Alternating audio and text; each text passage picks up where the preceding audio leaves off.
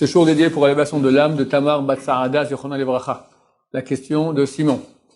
Hier, on a parlé pendant le shiur de la vision qu'avait le monde non religieux sur le monde religieux.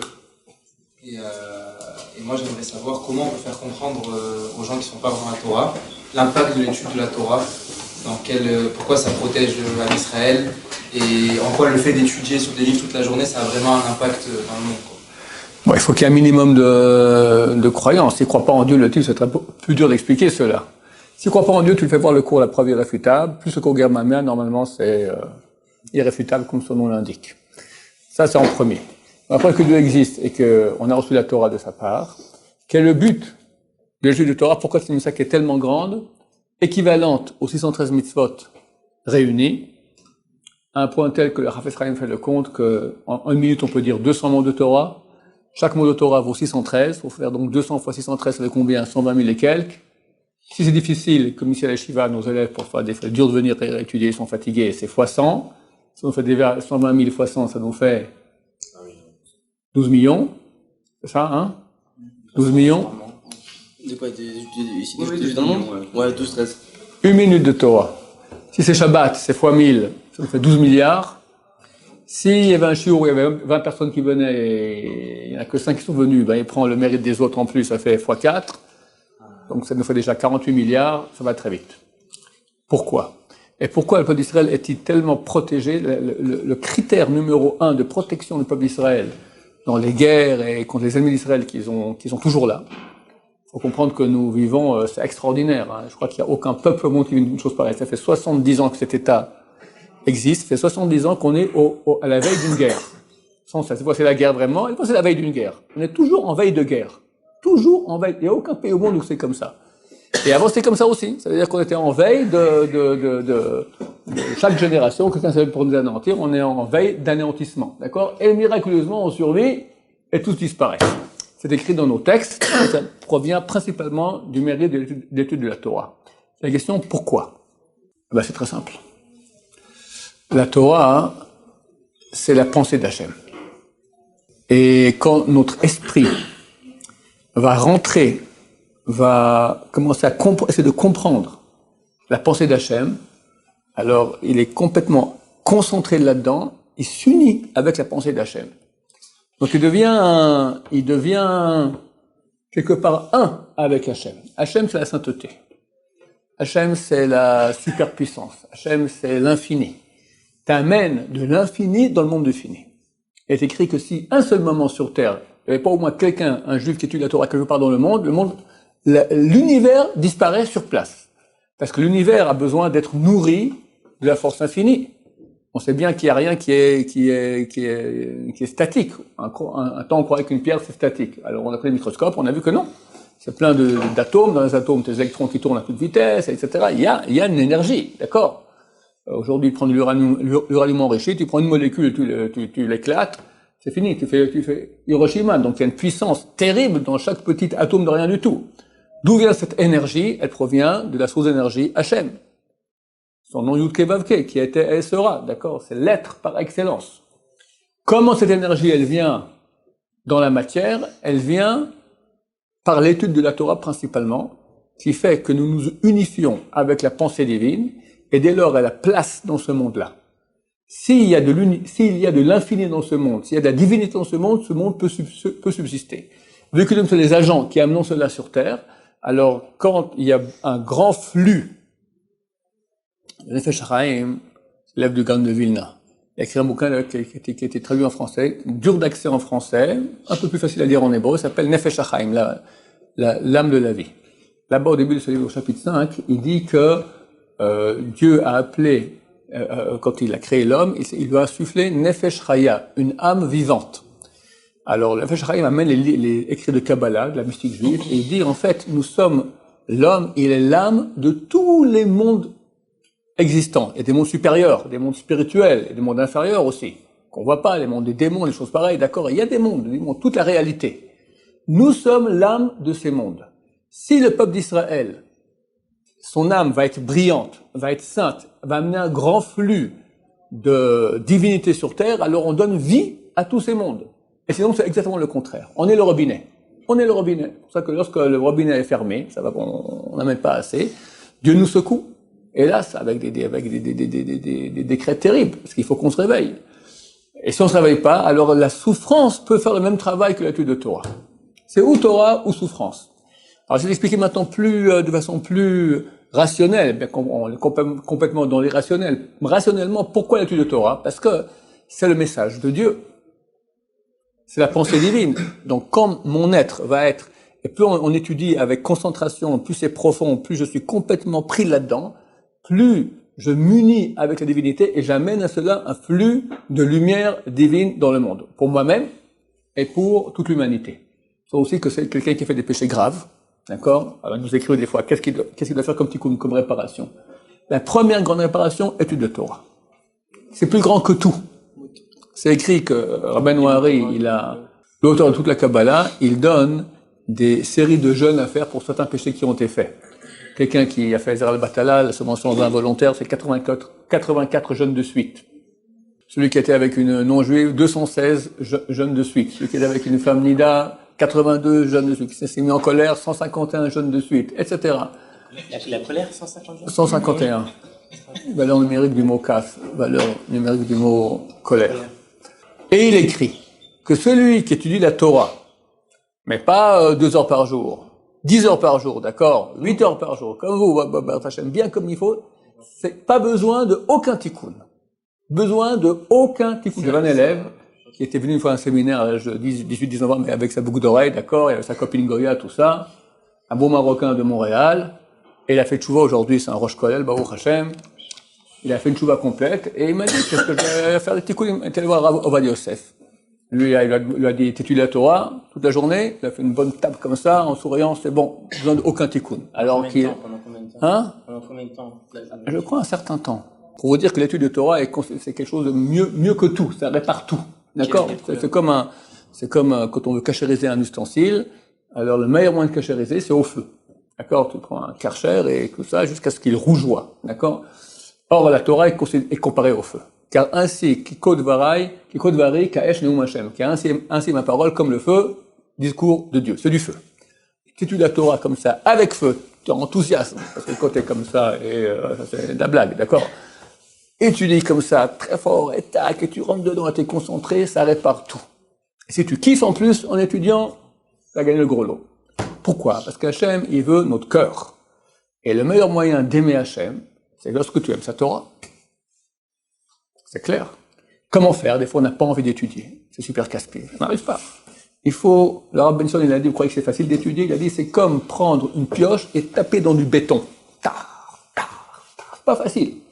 Mais au bout d'un moment, on perd sa glace. Au bout d'un moment, tac, ça s'ouvre. Je vais expliquer un peu plus profondément pourquoi. Dans le monde, Dieu a créé le bien et le mal. Le mal, on les appelle les écorces. Le mal est autour de la lumière divine. Le prophète, quand il voit Dieu, il a une vision de Dieu, le trône de gloire, alors il dit, je vois Esh Miklakacha, je vois un feu dévorant, Anan Gadol, un grand nuage, Roar Sahara, une tempête, une lumière, et dedans je vois le trône de gloire. Lui est à l'extérieur, il voit des couches. Première couche, le feu dévorant. Après, le nuage. Après, la tempête. Après, la lumière. Et dedans, le trône de gloire. La lumière, c'est le rêve. C'est entre le mal et le bien. C'est les neshamot juifs qui sont à mi-chemin, qui sont un rêve. On a déjà parlé, on en reparlera bien une autre fois. C'est-à-dire qu'à l'extérieur, en périphérie, tu as le mal, et à l'intérieur, tu as la sainteté.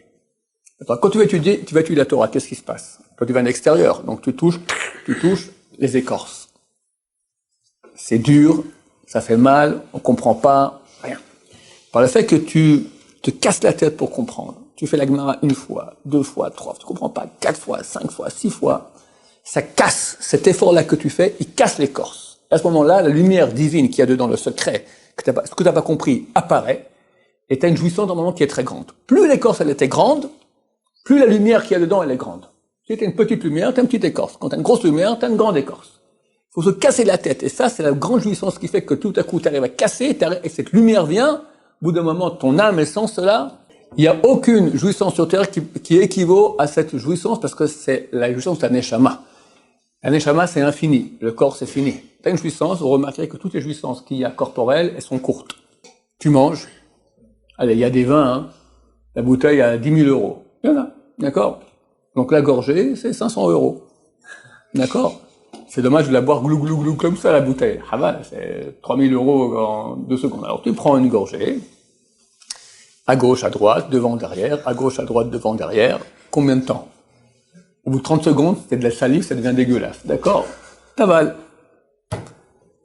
Allez, 20 secondes de profit. Et c'est tellement dommage.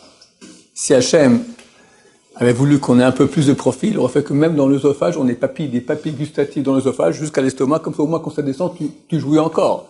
T'as que 6 cm, pas plus. C'est tout bête, c'est dommage. Avec les femmes, c'est encore plus court. D'accord? Et c'est fini. Qu'est-ce qu'il y a encore comme kiff? Les fumeurs, de tout. D'accord? Au début, c'est kiffant, après, c'est plus kiffant, que je sache.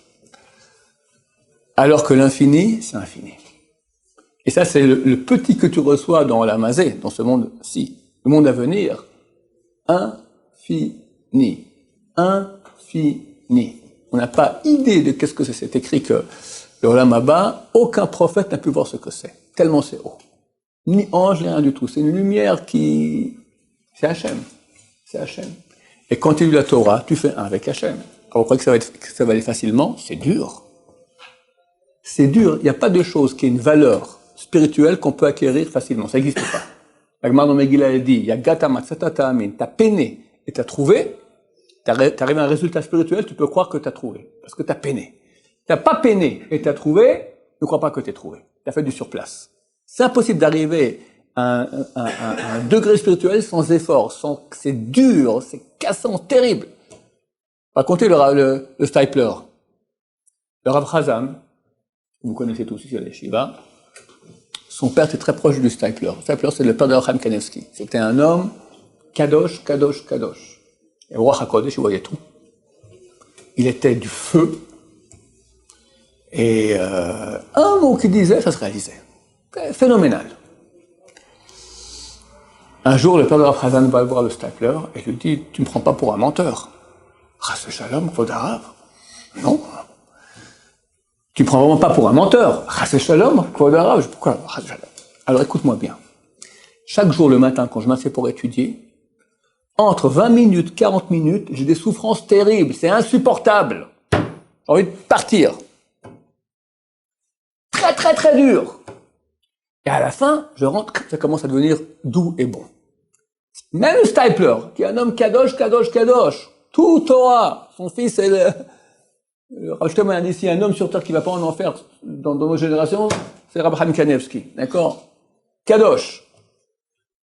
Néanmoins, il vient étudier, c'est dur. C'est dur. Alors nous, bien sûr que c'est dur.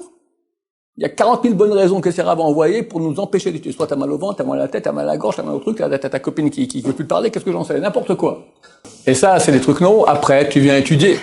Et tu comprends pas. Et le rav, il va pas, ça marche pas, et ta chavruta est partie, et tu tombes pas avec ta chavruta. 40 000 bonnes raisons. Étudier, pépère, oublier, ça n'existe pas. C'est dur. Et c'est comme ça que la Torah s'étudie. En plus, je vais rajouter quelque chose qui peut être plus compréhensible. Dans tous les États au monde, les chefs d'État nomment quelques personnes qui vont donner les directions de pensée de l'État. Si il n'y a pas à la tête de l'État une force pensante, ça démotive complètement les sujets, c'est-à-dire les citoyens de l'État. D'accord? Ils n'ont pas de. Alors aujourd'hui, ça devient moins à la mode parce que c'est fini l'époque des nationalistes. Mais quand il y a encore des pays, ou dans les pays qui sont nationalistes, d'accord, il y a une tête pensante, plusieurs personnes qui vont donner une réalité identitaire au peuple. Qui sommes-nous? Vers quoi on va? Quel est notre but? Sinon, il n'y a rien qui se passe. Tu vas dire aux gens, allez à l'armée. Il faut aller à l'armée. On a besoin de gens à l'armée. Bosser maintenant pour le pays, on s'en fout du pays. D'accord? Il faut qu'il y ait Si on parle d'un pays, à l'époque, il y avait encore des nationalismes, des pays qui vantent leur nation. D'accord? Aujourd'hui, ça commence à se perdre dans le monde occidental. En Europe, on va dire. En Amérique, ils ont encore ça. Donc, on a besoin, dans le peuple d'Israël aussi, d'une minorité pensante qui va donner les directions du pourquoi le peuple d'Israël existe. La majorité des Juifs sont fiers d'être Juifs. Si tu leur dis t'es un goy, il veut te tuer. Bien qu'il se comporte comme un goy. Il mange pas à Kippour, il mange pas de porc, mais à part ça, tout est permis. D'accord? Pourquoi es-tu fier d'être Juif? Ok, mais c'est quoi Juif? C'est quoi Juif? Quel est notre dénominateur commun? C'est clair, c'est la Torah.